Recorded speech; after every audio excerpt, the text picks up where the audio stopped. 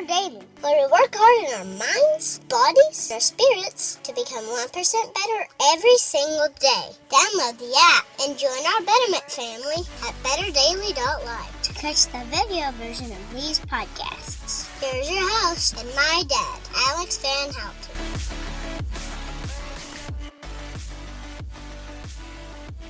What is up, Betterment family? This is Alex Van Houten in Better Daily Live. Happy Thursday. It's Word Thursday, and today's word is exercise. I'm very excited about this word. Now, clarity. Exercise with an E, not an O. That's a whole different topic. I'm excited to share some meditations on this word with you. So I've been a personal trainer for over 16 years, okay? I started my very first gig. It wasn't even like a spoken gig. Good morning, KT. It was the opportunity to serve the local army base. So what we did is I was the captain of the adventure training team called the Raider team in my JROTC program. And what we did is we did physical fitness tests in a military setting because they were recruiting us basically for service at a certain point. It was a really, really good program. We learned drill and we learned topographical maps and we pushed Humvees and we built rope bridges and stuff. But basically, we had to test as a team and add up our scores and compete against other teams in the area. And so we did push-ups and we did sit-ups and we did a 2-mile run and we did obstacle course races and we did pull-ups. So what would happen is people would fail the APFT and they would come to me. The APFT is the Army Physical Fitness Test. They come to our team and I didn't know anything about exercise at the time. I just knew that if you practiced, you'd get better. Well, that was true. And yeah, it was so much fun because what we enjoyed about it, there was camaraderie and it was difficult and the competitions were fun, fun. My clients joke that being a personal trainer this long has skewed my idea of fun. I'm like, hey, we have a really fun exercise of the day. And they're like, oh no, I don't like it when you have fun, Alex. Your fun's different from my fun. So we did this practice and people who are, let's say you were running an 11-minute mile. And no offense to you if you're running an 11-minute mile, but in the APFT competition that we were doing, that's not going to cut it, man. That doesn't get you a very good score. And so what we would do is those people would come to extra practices and we would run, or we would exercise. We would run. We'd go kick our butts. And I mean, our version of exercise at that point was like, hey, you want to get better at running? Go run. Run up the hill. Run up this really big hill and if you can't make it up the hill and you want to throw up, then go throw up and then keep running up the hill. Like that was the mentality. That was all the programming that I did at the time. And thankfully I've learned a lot more since then, but that was exercise. Exercise was to work really hard at something to get better and better and better at it. And what would happen is guys would be running an 11-minute mile. And then after a few months of practice, they would be running a 7-minute mile. And it was really cool as the captain, the lead or whatever, to see people, their eyes light up. Like, look what I did. I did this thing. I got better and I tested and I raised my score and I elevated my team as a result. We were winning awards left and right through my junior and senior year in high school. We're just crushing everybody. And when other teams would ask us, what are you guys doing? Like, man, those Kenwood guys, I went to Kenwood High School. Those Kenwood guys, man, they're animals. Like, what are you guys doing? Like, extra practice. Go for more runs. When it's cold out, we still do this stuff. We do push-ups till our arms fall off, We would get together every morning before school started, and we would do 3 sets of pull-ups to failure. And I know that doesn't sound like much, but it was, we would all get together in the gym. We'd hit the pull-up bar and do pull-ups till we couldn't do them anymore, and then the next guy would hop up there.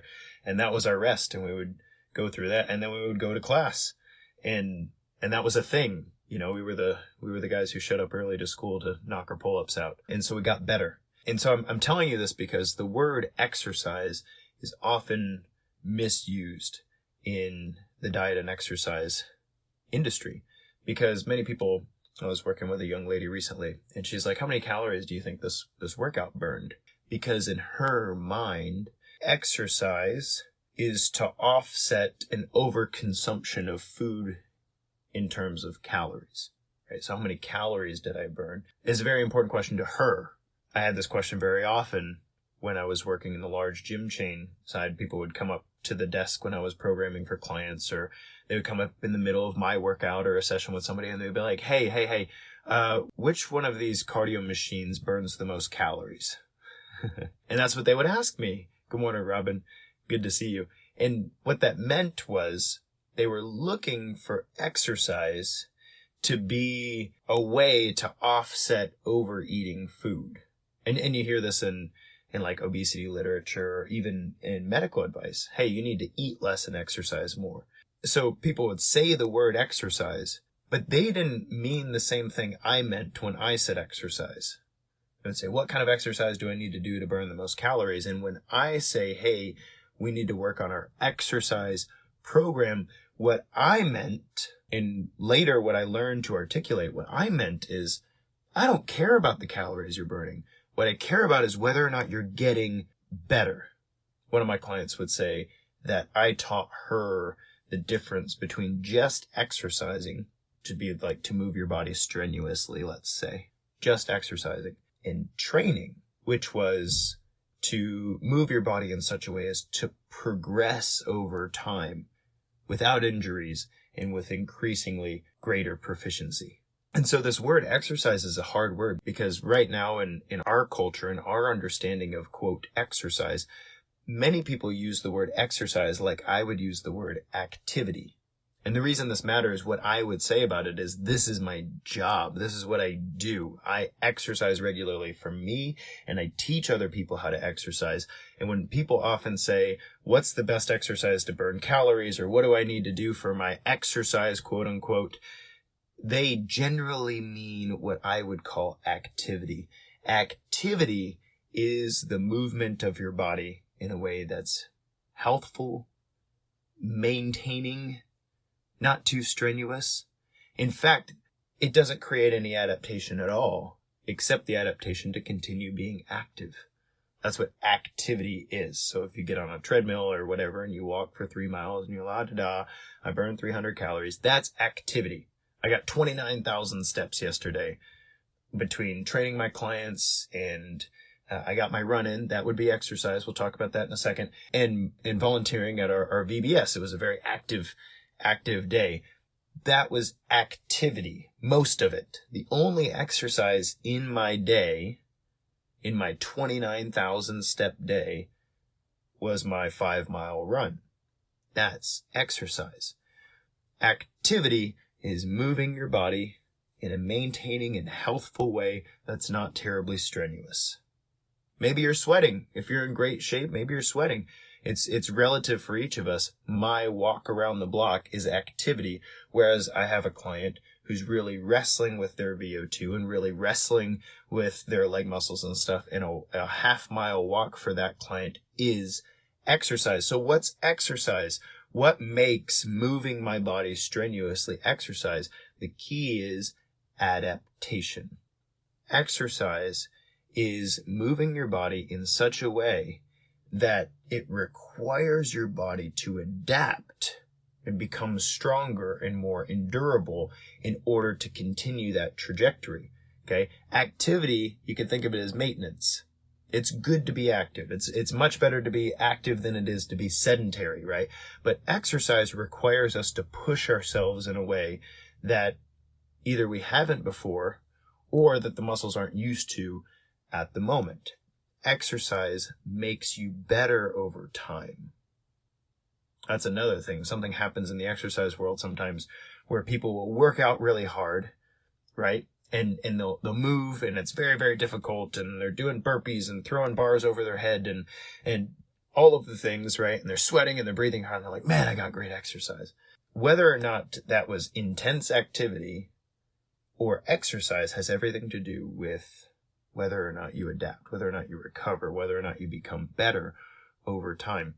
And I learned this as a fledgling trainer a long time ago in high school. Exercise makes you better. Activity is good, but it does not make you better over time. It's just good to do. It's good to stay active. There's so much research around how important it is to move regularly. It helps your sleep, and it helps your joint lubrication and your bone density and all those things, but activity doesn't make you better. I had a client recently say, yeah, I'm exercising about 6 days a week. I'm like, you're exercising 6 days a week? Are you crazy? I didn't program 6 days a week. What are you talking about? Like, oh, well, I go for that 30-minute walk at lunchtime every day. I'm like, that's not like, what are you talking about? I am very sorry if you missed the message in the past couple months. 30-minute walk at lunchtime is not exercise. It's activity, it's steps, it's great, please do that. But stop telling me you're exercising 6 days a week. This person's exercising 3 days a week. That's different. They're working out. They're doing things that are difficult, that require adaptation, or require the body to move together as a unit, and require muscles to get stronger and more durable and increase their lung capacity and everything. But your 30-minute walk at lunch, that's great. Keep doing that, but it's not exercise. Exercise is difficult. Exercise carves you out. Exercise requires mental focus, clarity, and the right attitude, the right approach, because you will not get better by going through the motions. Sometimes that might be all you have, is to go through the motions. I've been there. Like, you're lucky I'm moving today. You're lucky I'm with us today and not curled up in a corner somewhere crying or sleeping. That's a win in and of itself, in the big scheme of better. But when we're talking about physical improvement, when we're talking about physically progressing, physically becoming better, I want you to hear this. Exercise requires you to dig deep and to focus and to be present and to breathe. And a good exercise session has at least one time in there, one moment where you want to quit, but you don't. Where it gets hard enough that your muscles are failing you, or it gets difficult enough that you're out of breath and you want to stop, but you don't. You need at least one. You need at least one moment like that in every good exercise session. And when you got that, and then you recover, you get some good sleep, you get some protein in there. Robin says grit. That's exactly right. That's the grit moment. When you do that, you come back stronger next time. And that's what exercise is. So if somebody asks you, in summary, if somebody asks you, what is exercise? It's not about burning the calories, okay? We burn calories just existing. In fact, you burn way more calories just being, just breathing and walking around and sleeping and digesting your food. You burn way more calories doing all that than you ever will with exercise. Something on the order of 5 times more calories just existing, okay? So stop worrying about the calories of exercise. But exercise changes you. Exercise grows you. Exercise requires something of you, and that's different. Guys, thank you so much for joining me for Better Daily Live on Word Thursday for some meditations on exercise from a trainer who's been doing it for a long time. Keep up the good work. Keep showing up. Keep working on your growth. Tomorrow's Flex Friday, and I'm really excited to bring you a movement that will help you on your 1% better journey. But until then, it's just 1%. You got this.